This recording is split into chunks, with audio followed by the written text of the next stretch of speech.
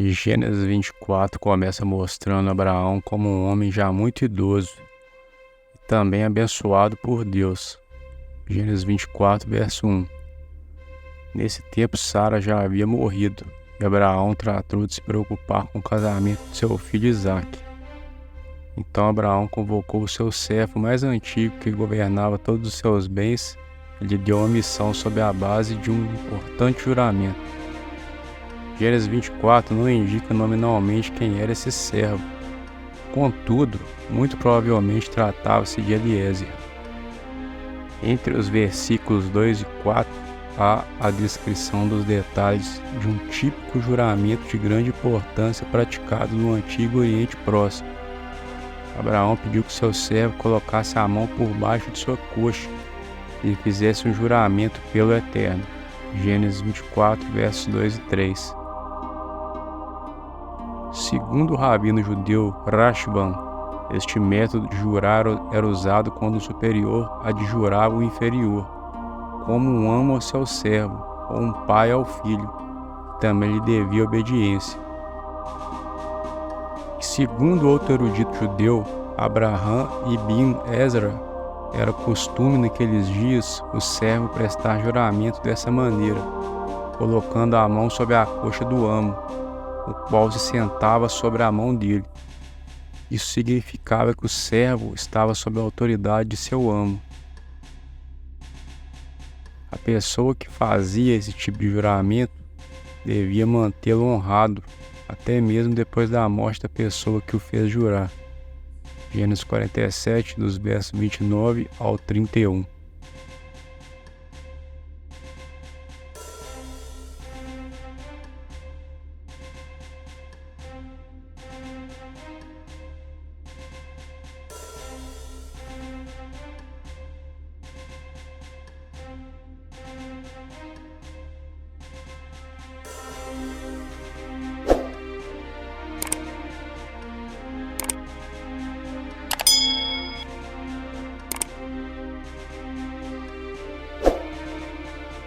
Abraão fez com que seu servo jurasse pelo Eterno que encontraria uma esposa para Isaque, dentre as mulheres de sua parentela, e não dentre as mulheres cananeias.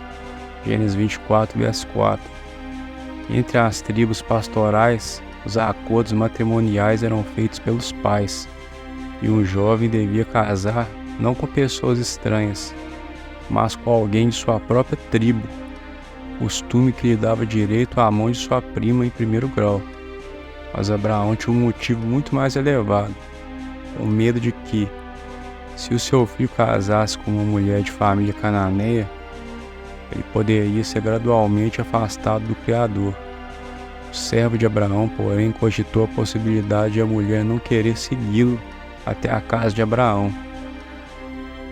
Mas nesse caso, Abraão deixou claro que, em hipótese alguma, Isaque deveria ir à terra da parentela de Abraão. Gênesis 24, verso 6.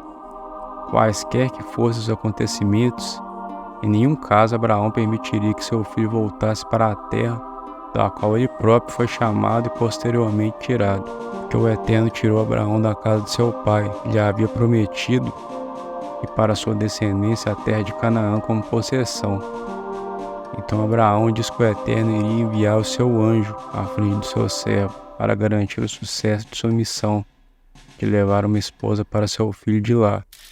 Então, quando tudo foi esclarecido, o servo de Abraão fez o juramento. Gênesis 24, verso 9. E Gênesis 24 diz que tão logo o servo de Abraão partiu rumo à Mesopotâmia para a cidade de Naor. Gênesis 24, verso 10. Aquele era um percurso de aproximadamente 720 quilômetros. Quando chegou às proximidades da cidade, o servo de Abraão fez ajoelhar junto a um poço os 10 camelos que levaram consigo. Isso aconteceu na parte da tarde, durante o horário que as moças costumavam sair para tirar a água. Gênesis 24, verso 11. Naquele momento, o servo de Abraão orou a Deus e clamou por sua provisão e benevolência. O texto bíblico diz que ele orou a Deus dizendo: dá-me hoje bom encontro e faze benevolência ao meu senhor Abraão. Gênesis 24, verso 12. ele também pediu a Deus que ele lhe desse um sinal. Ele solicitou ao Eterno que a moça que lhe desse água para beber também se propusesse a saciar a sede de seus camelos, fosse a mulher indicada como a esposa de Isaac. Gênesis 24, verso 14. Isso não seria uma mera formalidade, mas um ato prático e trabalhoso de bondade para com o estranho, feito provavelmente na presença de muitos espectadores e ociosos, e, portanto, exigiria energia e coragem moral, bem como força física. Uma pessoa solícita em ajudar ao próximo.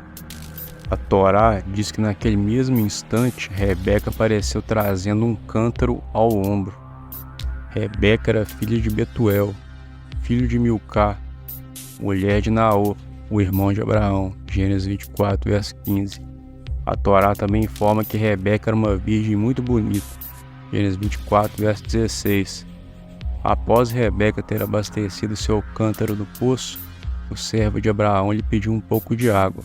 Daí ocorreu conforme o servo havia orado ao Eterno. Rebeca não apenas lhe deu água, mas também se comprometeu a dar água aos seus camelos. Ali estava o sinal que o servo de Abraão havia pedido a Deus. Gênesis 24, versos 19 ao 21. Ela mostrou ser uma esposa em potencial para Isaac. Assim que Rebeca acabou de dar a água aos camelos, o servo de Abraão tomou um pendente de ouro, que era para ser usado no nariz. A gente pode ver isso no verso 47. De meio ciclo de peso e 2 pulseiras para as mãos de Rebeca, do peso de 10 ciclos de ouro. Gênesis 24, verso 22. Parece que naquela época o ciclo pesava menos de 12 gramas, era o peso padrão de valor para a maioria das transações comerciais. Após isso, ele perguntou sobre a família dela, se na casa de tal família havia espaço para acomodá-lo e sua comitiva. Rebeca respondeu favoravelmente à pergunta do servo de Abraão. Ela também forneceu sua breve genealogia, o que foi suficiente para que o servo de Abraão identificasse que a moça era prima de Isaac. E o servo agradeceu ao Eterno, pois além dele encontrar a esposa em potencial de Isaac, por meio de um teste de caráter em Rebeca, ele viu além do que ele tinha pedido em sua oração, de que essa donzela seria parente próximo de Abraão. Rebeca correu para casa cheia de alegria e contou o que aconteceu na casa de sua mãe. A razão era porque sua mãe tinha uma casa, uma tenda só para ela, como as mulheres naquela época e local costumavam ter. Gênesis 24, verso 67.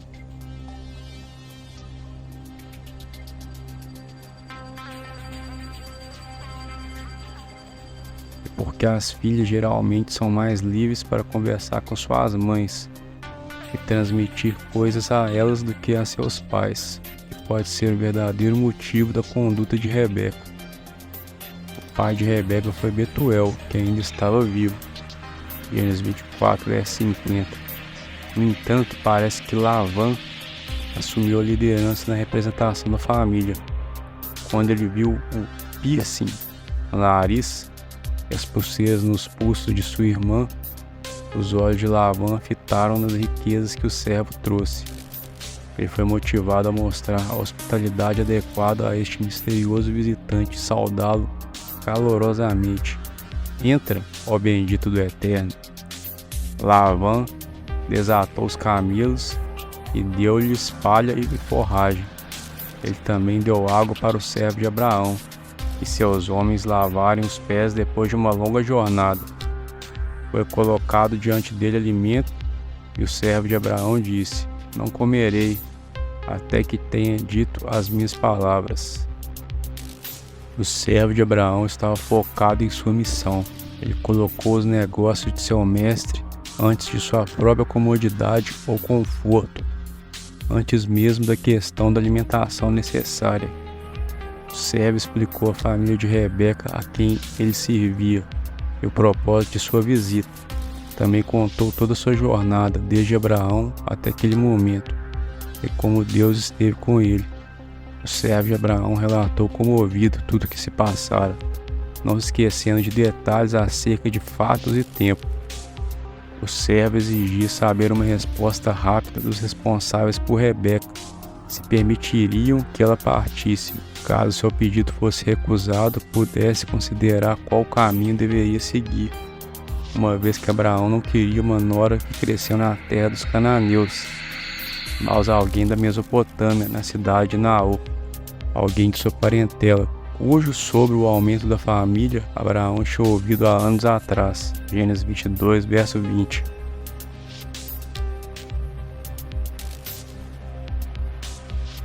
Diante de tudo o que foi exposto pelo servo de Abraão, o irmão e o pai de Rebeca viram que tudo aquilo era providência divina favorecendo o servo de Abraão.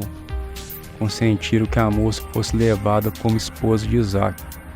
Gênesis 24, verso 51.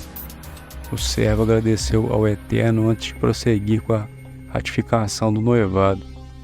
Na sequência, ele também entregou vários presentes a Rebeca, a seu irmão e a sua mãe. Gênesis 24, verso 52. Aqueles presentes valiosos selaram oficialmente o noivado de Rebeca e Isaque. Esses foram uma espécie de dote. No casamento pela Torá, os homens tinham de dar um dote ao pai da noiva para tirá-la de casa, para compensar sua perda como membro útil da família. Quando o servo de Abraão teve uma resposta favorável, ele e os seus homens se alimentaram. Ele havia recusado fazer isto antes de ter comunicado a sua mensagem, e passaram lá à noite. Como os responsáveis por Rebeca aceitaram a proposta do casamento, ela já estava oficialmente comprometida com Isaque, e o servo de Abraão era o representante legal do mesmo. No outro dia, ainda de manhã, o servo se aprontou para fazer a viagem de volta. Mas o irmão e a mãe de Rebeca queriam que a jovem ficasse pelo menos mais um tempo com eles. Embora Betuel, que era o pai de Rebeca, estivesse vivo, ele desempenhava uma participação menos significante. E se ele era incapaz por causa da idade ou outro problema, é obviamente impossível dizer. Mas algo desse tipo parece estar implícito em tudo que se relaciona com ele. A narrativa o representa sob uma luz totalmente diferente da participação muito ativa que Labã assumiu nos arranjos matrimoniais de sua filha. No entanto, o servo de Abraão não aceitou aquela situação. Gênesis 24, verso 55. Ele queria partir. Diante daquele impasse, Rebeca foi consultada, mas ela respondeu que estava pronta para partir. Então os parentes de Rebeca desejaram uma bênção para ela que se harmonizava com a promessa de Deus feita a Abraão.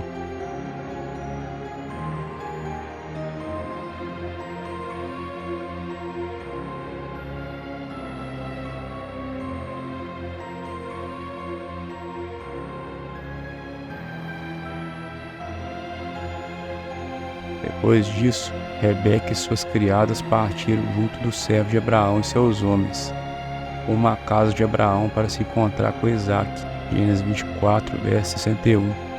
A parte final de Gênesis 24 registra o encontro entre Isaque e Rebeca. Isaque estava vindo da direção do poço Lahai Roi.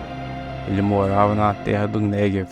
O poço chamado de Lahai Roi é o mesmo que fora indicado por Deus a Agar para salvar a vida de Ismael.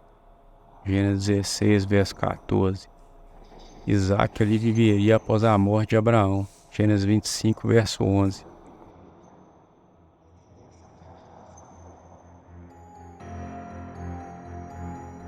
Isaque tinha ido meditar no campo.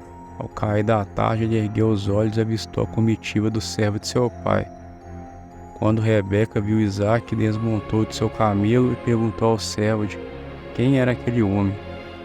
Ele lhe explicou que era Isaque.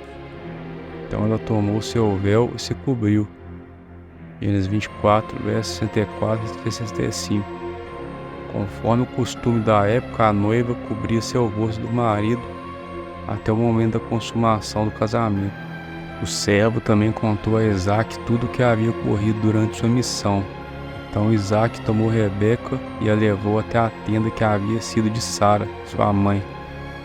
Isaac recebeu Rebeca como sua esposa e a amou. De acordo com Gênesis 25, verso 20, Isaac tinha 40 anos de idade quando casou-se com Rebeca.